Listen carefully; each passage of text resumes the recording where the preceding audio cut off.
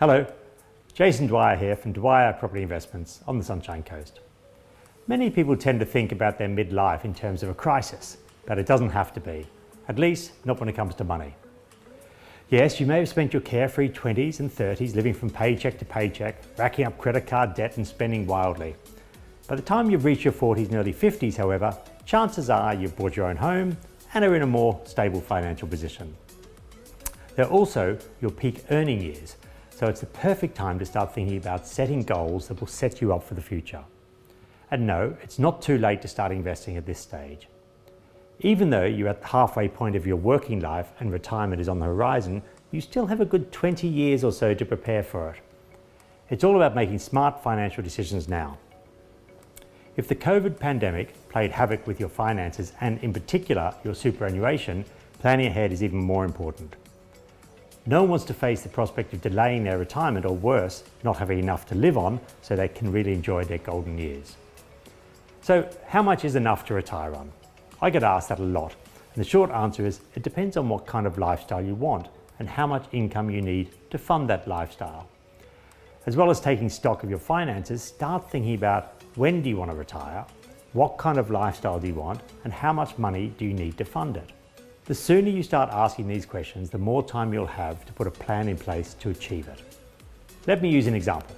A healthy retired couple aged around 65 who owns their home needs roughly $60,000 a year to enjoy a comfortable retirement.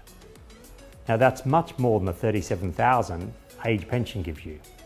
And remember, the pension is the main source of income for most retirees, which means they can only afford a fairly modest living, just necessities and basic activities. The more comfortable budget of $60,000 would provide a better standard of living and let you buy things such as household goods, private health insurance, a reasonable car, good clothes, and the odd holiday. Even if you factor in the average super, it still may not be enough to fund the lifestyle you desire. Due to COVID, fund performance and balances are much lower than expected as well. As for personal savings, cash in the bank is actually going backwards at the moment, earning less than 1% interest, so you can't live off that. Now let's consider what you could be earning with an investment property.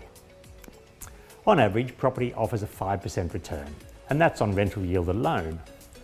Based on this healthy 5% rental return, 2 properties owned outright would provide you with an annual income of $50,000. 4 properties would give you $100,000 and so on exponentially, increasing your retirement income. When you add capital growth, which is predicted to be as high as 20% over the next 2 years, it's not hard to see that investing in property on the Sunshine Coast is a smarter way to go. Compared to the age pension, superannuation, or personal savings, property can offer a secure, generous income to live off while you are retired. Now, if you didn't quite catch all those figures I rattled off, don't worry.